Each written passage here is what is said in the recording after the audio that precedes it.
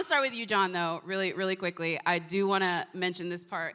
I know the reason why you came back to The Lion King especially was because you felt you cracked the code in the Jungle Book. So what did you crack in the Jungle Book?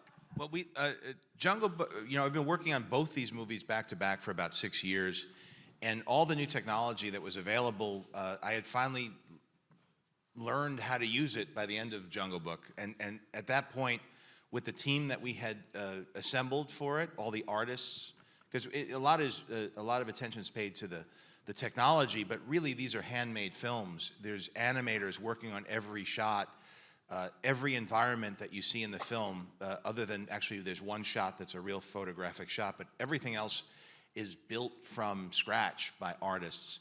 And we had a great team assembled, and then the idea of using what we learned on that and the new technologies that were available to make a story like Lion King with its great music, great characters, and great story seemed like a really wonderful, logical conclusion. And so that was something we set out to do. Yeah, I heard your son was very excited to just be able to see it. Like, what did you tell him going into it? You're like, just so you know, Daddy's Simba. I didn't tell him anything. I really didn't. It's his favorite movie.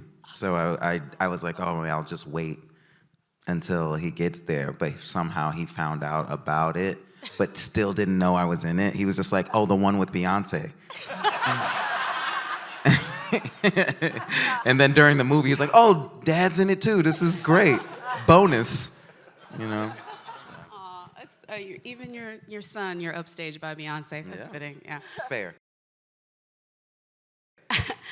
Chiwetel, this Scar is way more similar, I think, to the stage version of Scar, and I think that's kind of amazing because we get to see more of why Scar is Scar.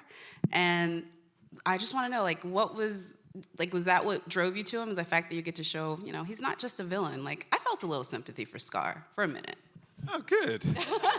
You're weird, but good. I mean, for a minute. I didn't love him. I felt that, it was just really interesting to go into that psychology, to really sort of try and uncover that and to look at it. I'm a huge fan of what was done before, obviously, like everybody else, Jeremy Irons, and just sort of really just going back in and exploring that character again from a slightly different perspective and seeing what was there, and it's such an incredible part to play. And so complex and all of that, and having empathy, not sympathy, but empathizing with the character and trying to understand them and trying to get underneath that, and such a rich villainous character to play. So a wonderful experience for me. And I think Alfre, with your character, she's kind of the Helen of Troy of The Lion King in a lot of ways, and we get to kind of experience that for the first time in this film, at least in the film version, because John, that came from the stage play as well, right? Yeah. So tell us about it.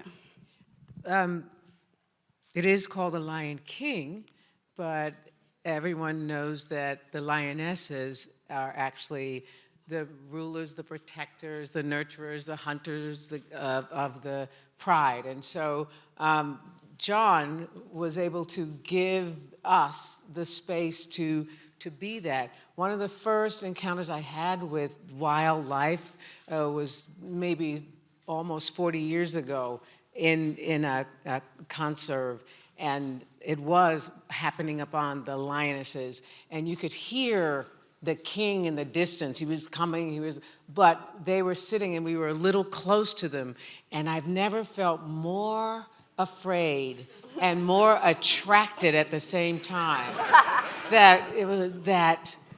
I realized, I think that is the mother thing in most women and in some men, is that, at the same time you suckle, but you also, you will eliminate anything that comes close to endangering those cubs. So I just sat in that and I did whatever John told me to do. There was a whole slew of VR, consumer-facing VR products that were hitting the scene.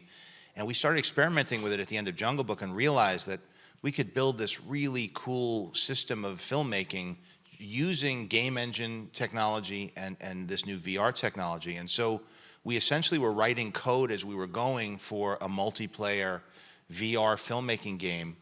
And that way I could bring in people who don't have any background in visual effects. We would design the entire environments. We took all the recordings that we had from the actors.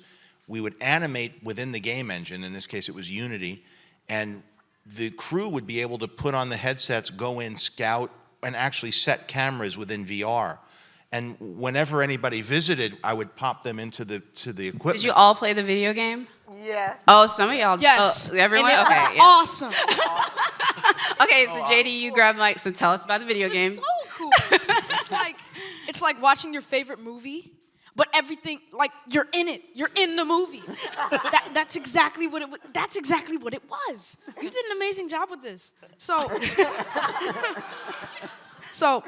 was me and Shahadi, Mr. Favreau. Yeah. We put on the headsets. We had these little controller things in our hands, and we were could just fly. Yeah, we could fly. It was like we were Zazu. We were birds. We were whatever we wanted to be, and we saw everything. We saw the Pride Lands. We saw Pride Rock. We saw the watering hole. We saw the elephant graveyard. We saw it all, man, and it was so cool. It was so cool. I mean, after that ringing endorsement, when does this hit shelves? Because you just got like the best ad for this VR game.